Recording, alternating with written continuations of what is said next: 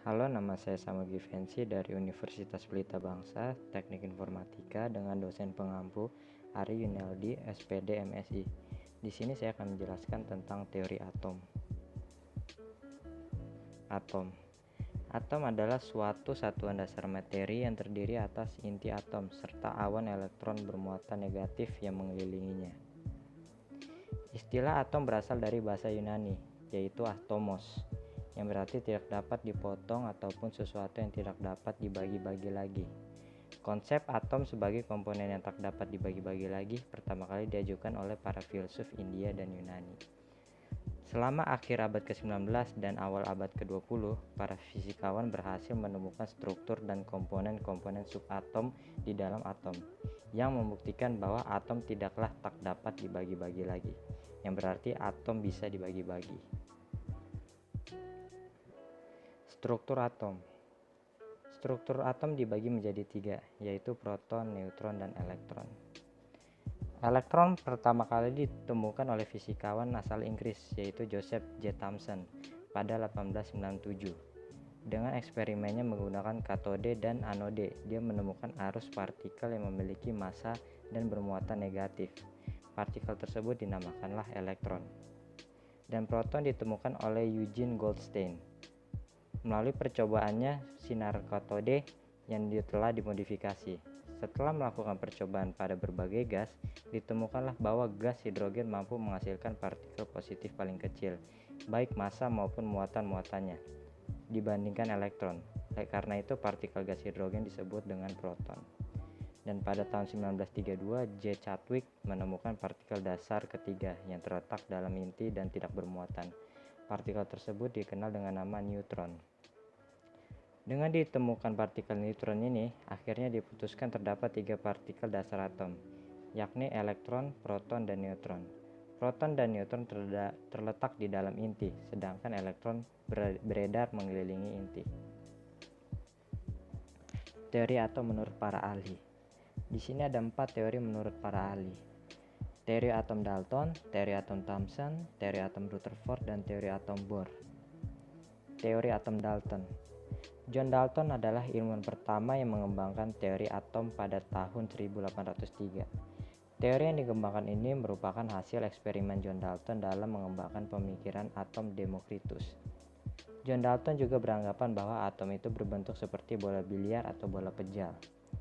John Dalton beranggapan bahwa atom adalah partikel terkecil yang sudah tidak bisa dibagi-bagi lagi. Dengan kata lain, unsur-unsur yang bergabung dengan atom memiliki komposisi yang tetap.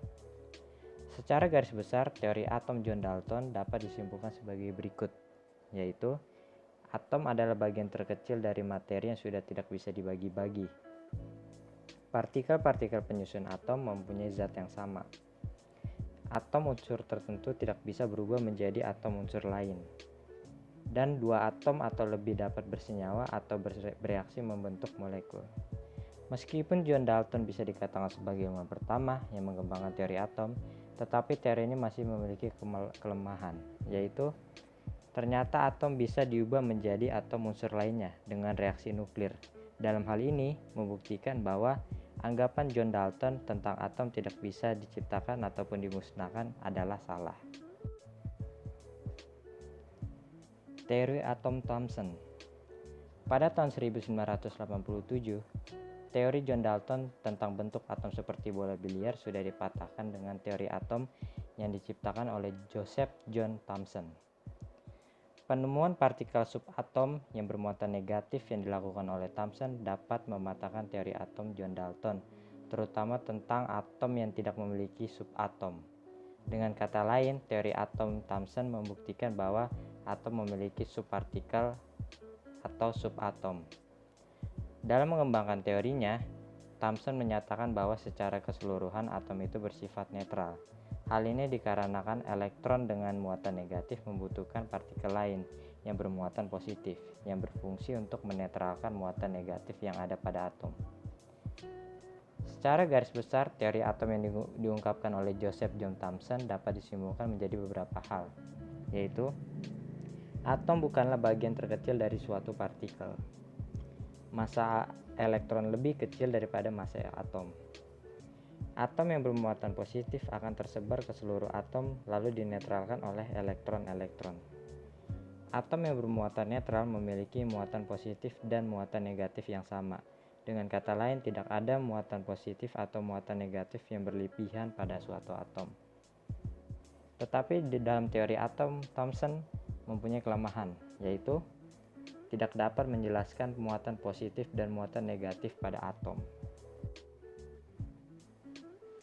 Teori atom Rutherford. Pada tahun 1910, Rutherford membuat rancangan atau sketsa bersama dua asistennya untuk menembak atom emas oleh partikel alfa yang dipancarkan oleh unsur radioaktif. Dari percobaan ini, sinar radioaktif dapat dibelokkan, diteruskan, dan dipantulkan. Namun dari hasil percobaan yang telah dilakukan, terdapat fakta bahwa ada partikel alfa yang dibelokkan dengan sudut antara 900 sampai 1800. Berdasarkan penelitian atau percobaan yang dilakukan, maka dapat disimpulkan bahwa jika partikel alfa mengenai inti atom, maka bisa terjadi tumbukan yang akan mengakibatkan pembelokan atau pemantulan partikel alfa. Terjadinya hal itu dapat disebabkan karena adanya massa dan muatan atom yang terpusat di inti atom atau nukleus. Dengan hal ini, Rutherford beranggapan bahwa muatan inti atom sebanding dengan massa atom dalam satuan massa atom. Secara garis besar, teori atom Rutherford dapat dibagi menjadi beberapa poin, yaitu atom tersusun dari inti atom, nukleus, dan elektron yang mengitarinya. Muatan positif atau massa atom terpusat di dalam inti atom. Atom bersifat netral. Hal ini dikarenakan jumlah muatan yang ada pada inti atom sama dengan jumlah muatan elektron. Penyebaran partikel alfa tidak dipengaruhi oleh awan elektron.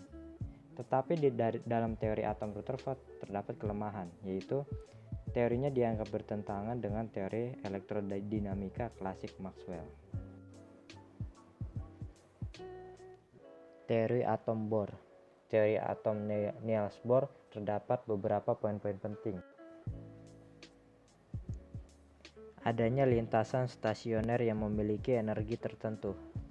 Lintasan stasioner adalah lintasan-lintasan tertentu tanpa membebaskan energi yang diputari oleh inti atom. Tidak ada energi dalam bentuk radiasi yang dipancarkan atau diserap ketika elektron berada di dalam lintasan stasioner. Apabila elektron menyerap energi dari luar, maka elektron itu akan naik ke kulit yang lebih tinggi, lalu akan kembali pada kulit yang semula dengan memancarkan energi radiasi. Elektron dapat berpindah dari satu lintasan ke lintasan lainnya. Tetapi teori atom Bohr mempunyai kelemahan, yaitu tidak dapat menjelaskan spektrum atom yang lebih besar daripada hidrogen. Tidak bisa menjelaskan efek Zeeman, yaitu spektrum atom yang lebih rumit jika atom diletakkan pada medan magnet. Contoh soal teori atom Bohr. Hitunglah energi foton yang dipancarkan jika suatu elektron jatuh atau pindah dari tingkat energi utama ke-6 menuju tingkat energi utama ke-4 dalam atom hidrogen, dan tentukan pula panjang gelombang dalam satuan nanometer foton tersebut. Diketahui Ra sama dengan 2,18 dikali 10 pangkat min 8 Joule, konstanta Planck sama dengan 6,63 dikali 10 pangkat min 34 Joule second, dan kecepatan cahaya 3 kali 10 pangkat 8 meter per second. Pertama kita menghitung energi emisinya dulu, yaitu dengan rumus E sama dengan min RH dikali 1 per N pangkat 2 dikurang 1 per M pangkat 2, yang N artinya kulit tujuan dan M artinya kulit asal, sama dengan min 2,18 dikali 10 pangkat min 8 dikali 1 per 4 pangkat 2 dikurang 1 per 6 pangkat 2, yang hasilnya adalah min 7,57 dikali 10 pangkat min 20 Joule. Setelah itu kita menghitung panjang gelombangnya yang menggunakan rumus energi sama dengan H kali C per lambda, yang bisa kita pindahkan ruas menjadi lambda sama dengan H kali C per energi sama dengan 6,63 dikali 10 pangkat min 34 dikali 3 dikali 10 pangkat 8 per 7,57 dikali 10 pangkat min 20, yang hasilnya 2,64 dikali 10 pangkat 6 meter. Karena dimintakan panjang gelombang nanometer, maka hasilnya 2640 nanometer. Itu saja penjelasan saya tentang teori atom. Terima kasih.